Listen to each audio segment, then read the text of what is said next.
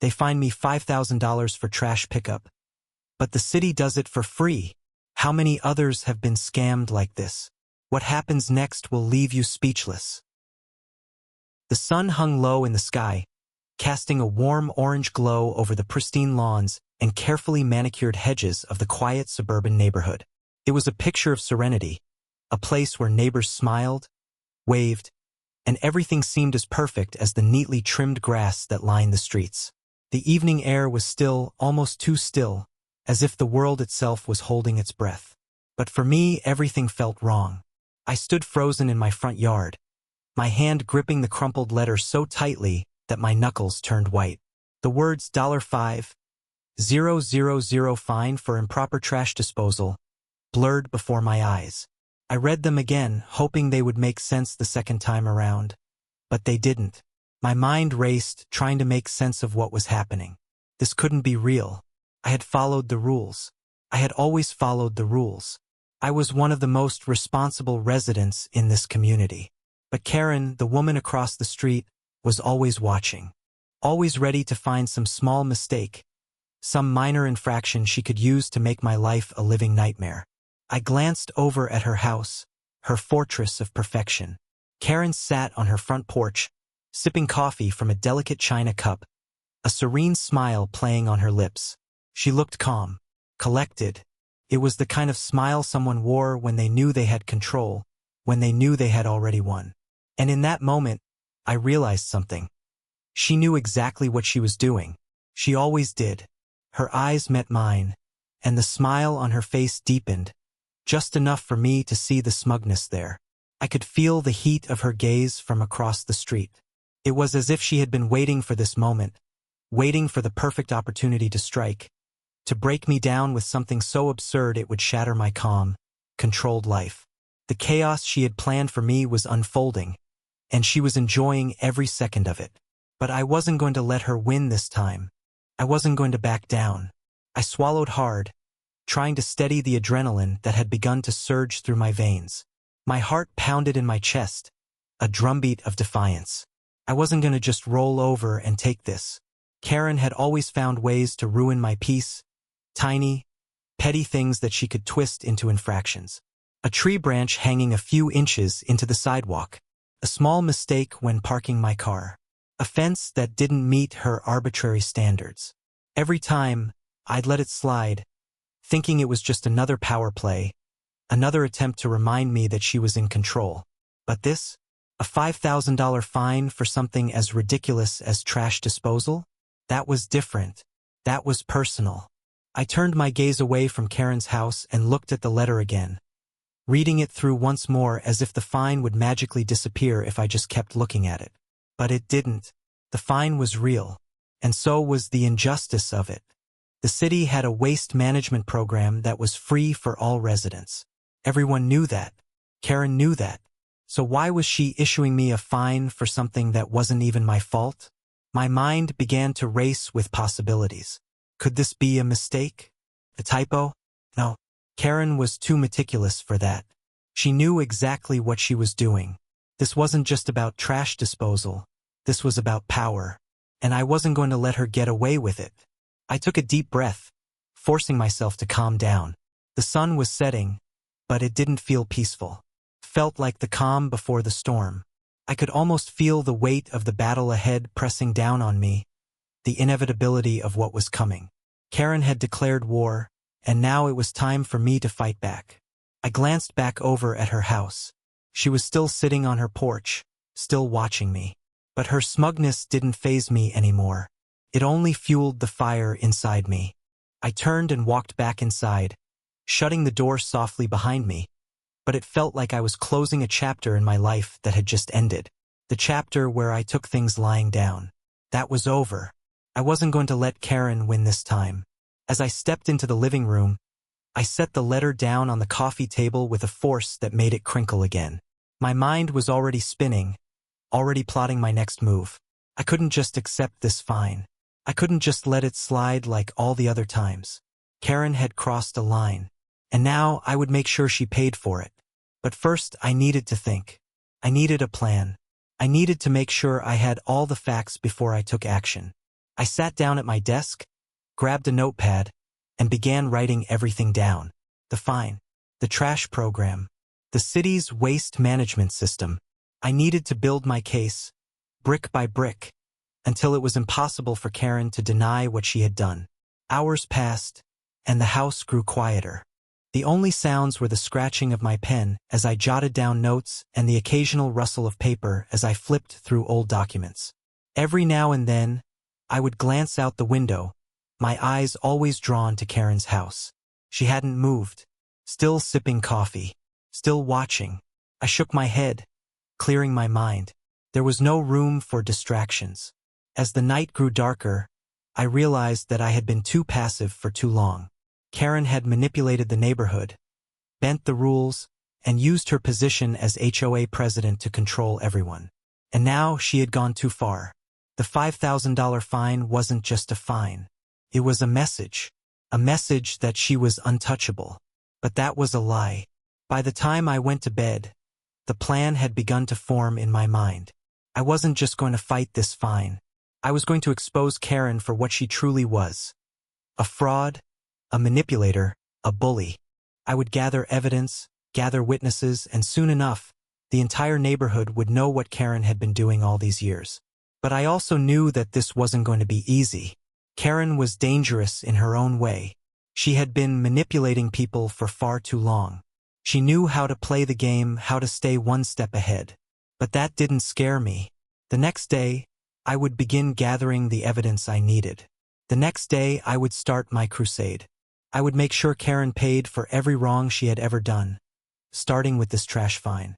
As I lay in bed, the weight of the plan on my shoulders, I couldn't help but smile.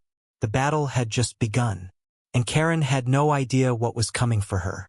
Karen had been a fixture in the neighborhood for as long as anyone could remember. But unlike the typical homeowners association, HOA president, she didn't approach her position with a sense of duty or responsibility. No, Karen was driven by a thirst for power. To her, the HOA was more than just a means to maintain the neighborhood. It was a vehicle to control the lives of the residents, to bend them to her will. The very thought of a neighbor questioning her authority was enough to send a thrill down her spine. She relished in the small, petty victories, always looking for an excuse to impose a fine or dictate how someone should live. It wasn't enough for Karen to just keep the lawns trimmed and the houses in good shape. She had to micromanage everything. If someone parked their car even a foot over the line in their own driveway, Karen was the first to send a complaint. If a flower bed grew a little too high, expect a letter in the mail. It didn't matter how trivial the infraction. If it was something Karen could punish, she would. And she did so with a smug satisfaction, like a cat toying with a mouse. Over the years, her tactics became more refined. She wasn't content with merely issuing fines.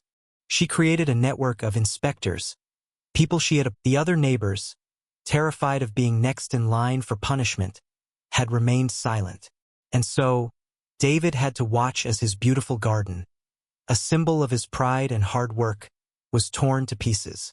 Karen's control extended to every corner of the neighborhood. Neighbors who dared to question her authority were suddenly bombarded with fines for the most ridiculous reasons. The smallest of mistakes, a garden gnome too far from the front door, a tree branch that hung a fraction of an inch over the sidewalk, could result in a demand for immediate action or a hefty fine. And if you refused to comply, you were threatened with legal action. It was a cycle of fear and submission, one that kept the residents in line, afraid to speak out for fear of what Karen would do next. I had always been a quiet observer, too intimidated to do anything about it.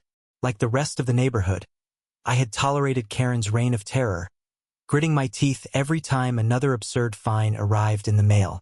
I didn't want to make waves. But then the $5,000 trash fine arrived. That was the breaking point. I couldn't understand it at first. The city handled our waste collection for free. It was a service that had been in place for years. Everyone in the neighborhood knew that. Karen knew it too. She had to. And yet, here it was, this ridiculous fine for improper trash disposal. There was no explanation. I glanced across the street at Karen's house, the one place that had become a symbol of everything I despised about this neighborhood. There she was, sitting on her front porch, sipping coffee with that same smug look on her face. She had always known exactly what she was doing, and now, she was enjoying every second of the chaos she had just unleashed. Her eyes met mine, and that look, so smug, so self-assured, made my blood run cold. She knew.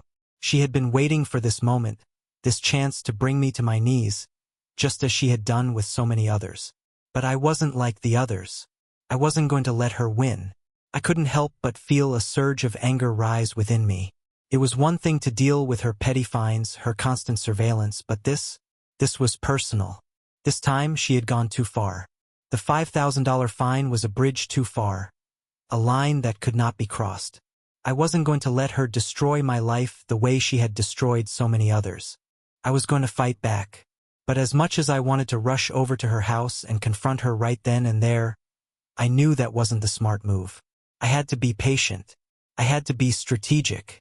Karen was crafty, and if I made any mistakes now, she would have the upper hand. No, I needed to think this through, gather evidence, and build my case. The battle wasn't going to be won in a confrontation on my front lawn. It was going to be won in the details, in the quiet, methodical gathering of information that would expose her for the fraud she truly was. And so, over the next few weeks, I kept my distance. I didn't engage with Karen. I didn't let her see my anger or my frustration. I kept my focus, quietly documenting everything she had done. Every fine, every letter, every ridiculous inspection report. I took notes, filed away the evidence, and slowly the picture became clearer. The trash fine was just the tip of the iceberg. Karen had been using her position to exploit residents for years, charging them for services that had already been paid for by the city. It was a scam, a well-organized scheme designed to line her pockets while keeping the rest of us in fear. As the days passed, I began to reach out to the neighbors who had been affected by Karen's tactics. At first, they were hesitant to speak up, afraid of the repercussions. But slowly, as the truth began to sink in, more and more of them came forward.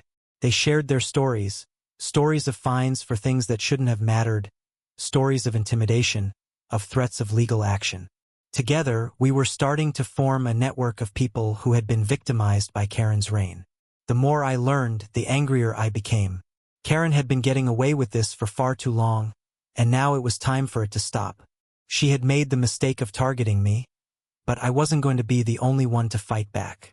This wasn't just about me anymore, it was about all of us. I wasn't going to rest until Karen was exposed, until she was held accountable for the years of misery she had inflicted on this neighborhood. As I watched Karen sip her coffee from across the street, I felt something shift inside me.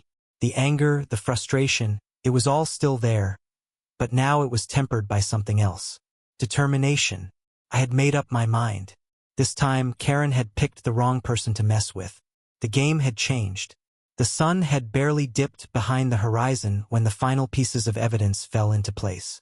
The once bright sky had taken on a dusky blue, a stark contrast to the intense storm of emotions churning inside the protagonist. They had spent weeks gathering everything: letters, reports, photographs, and recordings. The house, once a quiet retreat, now felt like a war room, with papers scattered across the kitchen table, each one more damning than the last. The protagonist sat hunched over the table, eyes scanning each document carefully, their mind focused like a hawk's on the task at hand. The weight of what they were about to do settled heavily in their chest. This was it, the moment everything would change. A knock at the door jolted them out of their thoughts. They stood quickly, brushing a hand over their face to clear away the tiredness that had been creeping up on them for days. A quick glance out the window revealed no familiar face, just the usual bustle of neighbors coming and going. They hesitated, wondering if it was a coincidence. When the knock came again, more insistent this time, their pulse quickened.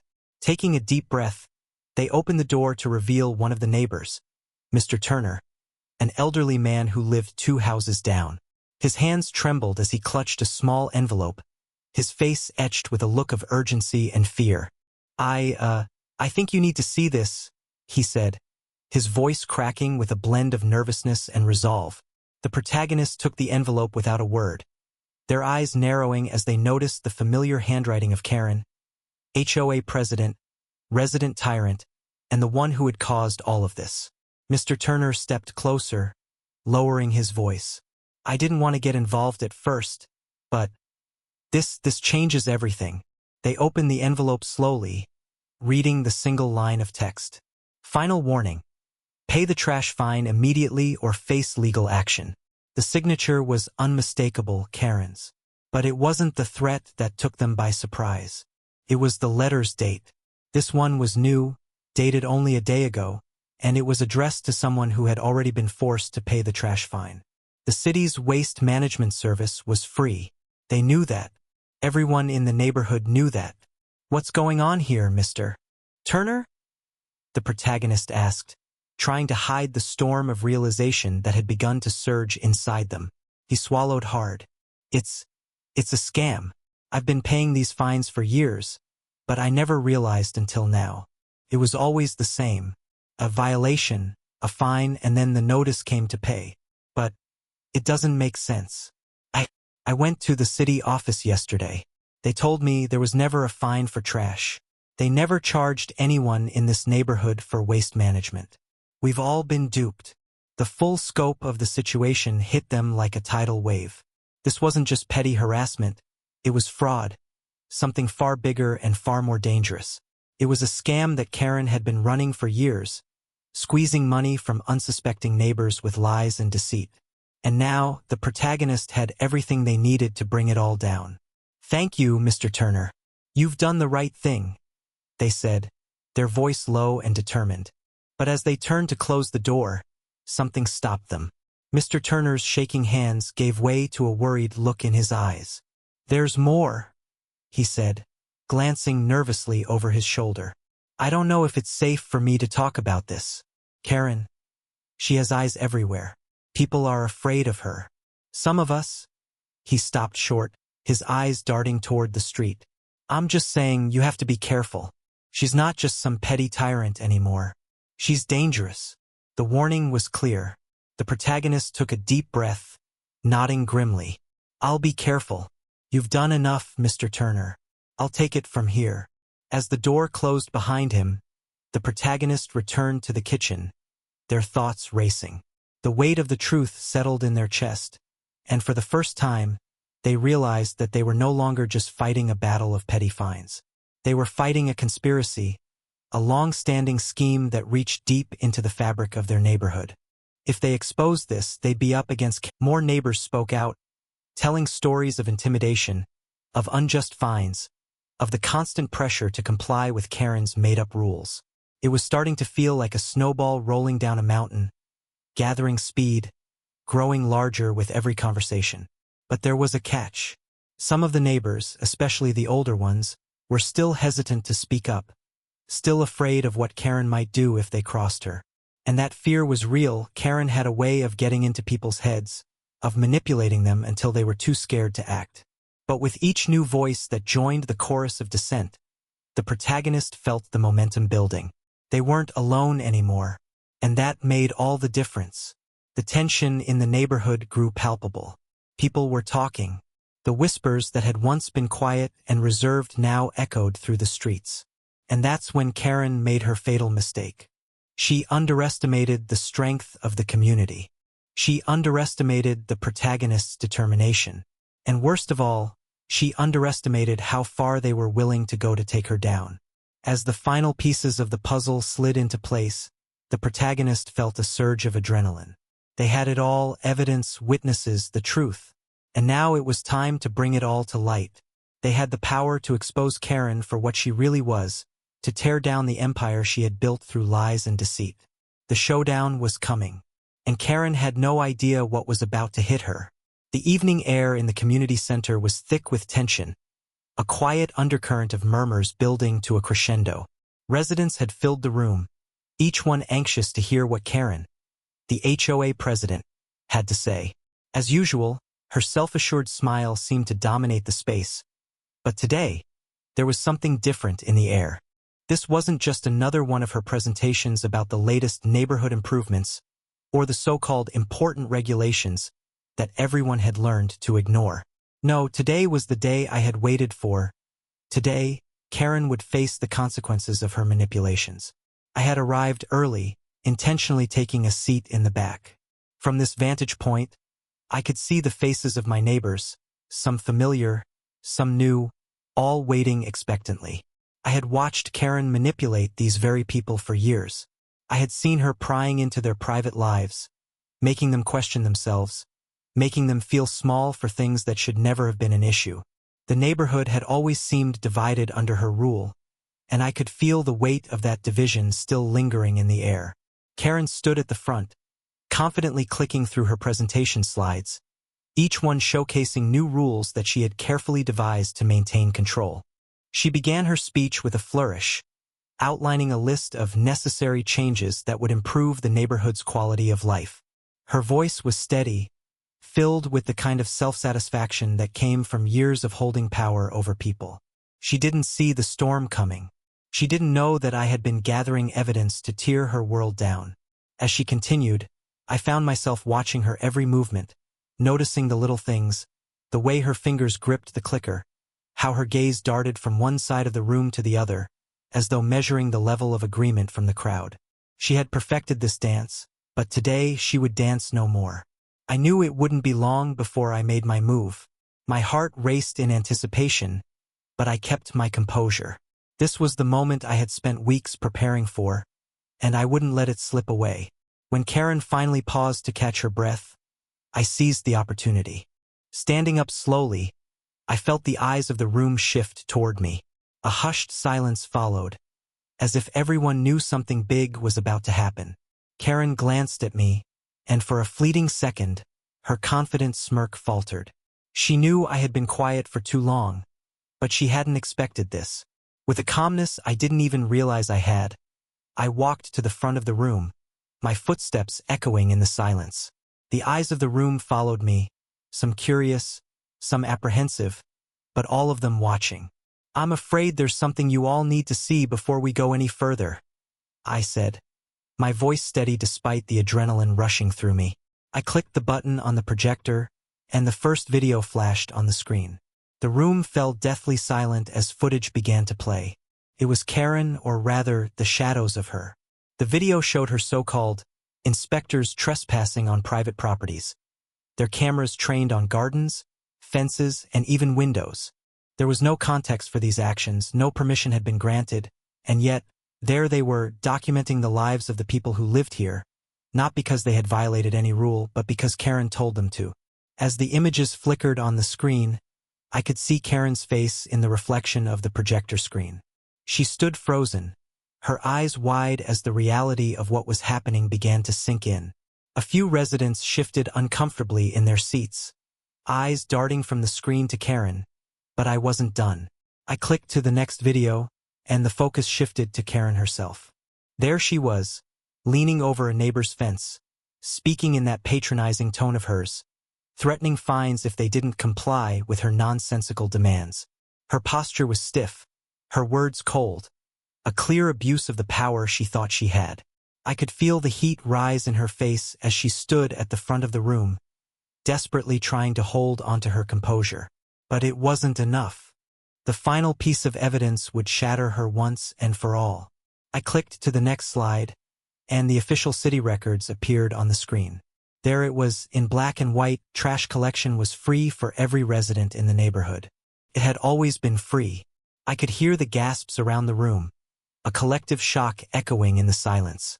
The revelation was devastating, not just for Karen, but for the entire neighborhood. The fine she had imposed on us was not just a mistake. It was intentional, a deliberate scam to line her own pockets. Karen's face drained of color as she tried to grasp the magnitude of the moment. Her usual confidence had evaporated, replaced by sheer panic. This is a misunderstanding," she stammered, her voice trembling.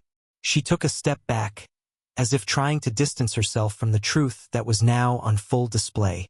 I was misinformed," she blurted, her words desperate, stumbling over the lies that had built her empire. But the room was no longer listening. Her excuses fell flat. The community, once divided and fearful, was now united in their disbelief and anger. Slowly, one by one, residents began to shake their heads in disgust. Some whispered about the fines they had paid over the years, the petty demands she had made, all of it now tainted by the realization of just how far she had gone. The feeling of betrayal was palpable, and it was clear Karen had no place in this neighborhood anymore. As the murmurs grew louder, Karen's attempts to recover grew more frantic.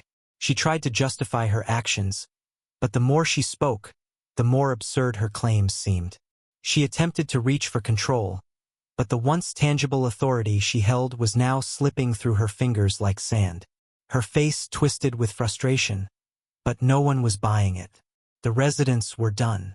They had seen her for what she was, a fraud, a manipulator, a woman who had used her position to exploit them. I stood at the front, watching as her carefully crafted image shattered before her eyes. There was a quiet satisfaction in it, but also a deeper sense of justice. This wasn't just about getting back at Karen. It was about giving back to the neighborhood, giving back to the people who had lived in fear for so long. It was about the truth being revealed, and the truth was a powerful thing. And then came the moment that sealed her fate. The HOA board members, who had always turned a blind eye to her behavior, began to stir in their seats, exchanging uneasy glances. They had been complicit in her schemes, but now, as the truth unfolded, they could no longer ignore the weight of their own silence. One by one, they stood up, their eyes downcast, as though they were ashamed of the part they had played in her reign of terror. The room was no longer divided. It was unified in its condemnation of Karen, and her power, once so absolute, was crumbling before her very eyes. Karen tried to speak, tried to regain control, but the room wasn't listening anymore. The truth was too loud, too undeniable. She had crossed a line that could not be uncrossed, and the consequences of her actions were now crashing down on her with full force. As she stood there, frozen, the murmurs grew louder, the sense of betrayal overwhelming. The people who had once feared her now stood tall, their voices unified in their condemnation. Karen was finished. For a brief moment, I saw her glance at the door, as if contemplating escape. But it was too late. She had nowhere to run. The evidence was irrefutable, and the people who had once been under her control were no longer afraid. She had been exposed for the fraud she truly was, and there was no going back. The final nail in her coffin came when I turned to the board members and asked them to take action. It was time for them to do the right thing, to stand up for the community that had been so wronged. They had no choice but to comply, the weight of the evidence too heavy to ignore. As the room filled with the sounds of the community finally standing together, I couldn't help but feel a wave of satisfaction. The truth had won, and Karen's time in power had come to an end. The neighborhood, once divided by fear, was now united in its strength. It was over, and in that moment, I knew the fight had been worth it. But as the dust settled, there was a new sense of peace in the air, one that hadn't been felt in years. Karen was no longer a threat. The community had reclaimed its power, and with it, the hope for a future free from her grip. The morning air was crisp and carried with it a faint hum of anticipation. The usual peaceful rhythm of the neighborhood seemed to hang in the balance, as if the earth itself was holding its breath. I had barely finished my coffee when I saw the first flashing red and blue lights in my peripheral vision. I froze for a moment, still in my pajamas, my heart beginning to pound, but this time it wasn't out of fear. It was a rush of adrenaline, the culmination of weeks of careful planning, documenting, and waiting. The moment had arrived. The authorities were here, and they were here for Karen. I didn't need to wonder what was happening. It was all too clear. In a few short hours, everything would change. The moment I had been working toward was unfolding right outside my window. I watched as the black and white patrol cars parked in front of Karen's house, their sirens silent but still causing the usual calmness of the street to shatter. This was it. The day of reckoning had come for the woman who had made my life, along with so many of my neighbors, hell. The sun, still climbing higher into the sky, cast long shadows across the street as officers approached Karen's front door. Her house, once the centerpiece of this well-kept neighborhood, now looked like the stage for an impending disaster. The same house where she had sat on her porch, sipping coffee with that maddening smile, now stood as a symbol of her downfall. I could feel my pulse quicken. The sweat on my palms was the only sign of nerves. This wasn't about vengeance anymore. This was justice. I stepped outside, watching from a safe distance. The police rang the doorbell, and for a moment, there was only silence. Then, Karen appeared at the door, her blonde hair immaculately styled, her expression a mixture of confusion and disbelief. Her eyes darted quickly to the officers, and for a fraction of a second, I saw her hesitate. Then the realization hit her. The smirk that had once been a constant fixture on her face faltered. "Is there a problem, officers?" Karen's voice was calm, too calm, but I could see the tension beneath it. Her eyes flickered toward the neighbors, who had begun to gather in small clusters on their front lawns, drawn by the commotion. They knew. We all knew. The lead officer stepped forward, showing her the warrant. Karen's face turned white. It was a look I would never forget. For the first time in as long as I could remember, she was powerless. "Ms. Karen, you are under arrest for fraud, illegal fines, and abuse of power within the Homeowners Association. You have the right to remain silent." The officer began, reading her rights as the cuffs were placed around her wrists. Her protests began immediately, but they were incoherent, desperate. She jerked against the officers, her hands still bound by the cuffs. But there was no escaping the gravity of the moment. The neighbors, who had once cowered under her rule, now stood watching with silent approval. They had all known something wasn't right for years, but it took someone like me to bring the truth to light. As Karen was escorted out of her house, her eyes locked onto mine. I didn't look away. I wasn't going to give her the satisfaction of seeing fear or guilt. I stood tall, letting her see that this was the end for her. She had wreaked havoc for too long, and now the world was watching as it all crumbled around her. I could hear her shouting, her voice shrill and frantic. "This is all a misunderstanding. I've done nothing wrong. You can't do this. I am the president of the HOA." But it was no use. The more she struggled, the more her mask of control slipped. Her kingdom of petty rules and personal vendettas was dissolving before her eyes. Neighbors watched from their porches, peering over fences, murmuring among themselves. They didn't have to say anything. The looks on their faces said it all. No one was sad to see Karen go. Her reign had been one of fear, manipulation, and deceit. She had gotten away with it for years, but now the truth was out. Her time was up. As the police car pulled away, Karen's face still pressed against the back window, her eyes wide with disbelief, I felt a strange sense of finality. It wasn't just that Karen was gone. It was the weight that had lifted from the entire neighborhood. A long chapter of oppression and petty tyranny had ended. The silent majority had finally found their voice, and it was stronger than Karen's authority could ever be. The aftermath was swift. Within hours, local news stations arrived, their cameras set up across the street from Karen's now vacant home. Reporters, eager for the next big story, began to gather information. The investigation had barely begun, but it was already clear that Karen's web of lies and manipulation had stretched far and wide. Neighbors began speaking out, one after another, telling stories of the fines and harassment they had suffered at her hands. The documents, the footage, the testimonies, it all came together in a perfect storm of proof. The truth was undeniable. And then came the twist. Just when we thought we had seen it all, a final piece of the puzzle fell into place. As the investigation into Karen's financial records deepened, it was discovered that she had been using the HOA's accounts to funnel money into a series of fake projects and pocketing the funds. Karen hadn't just imposed false fines. She had built a personal fortune off the backs of the neighbors she had sworn to serve. The revelation hit like a bombshell.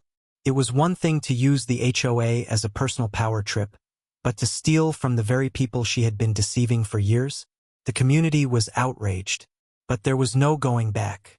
The HOA was dissolved, and the corrupt system Karen had built was dismantled piece by piece.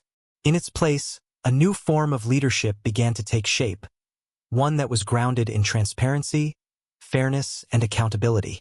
The residents of the neighborhood, once divided and fearful, now stood united.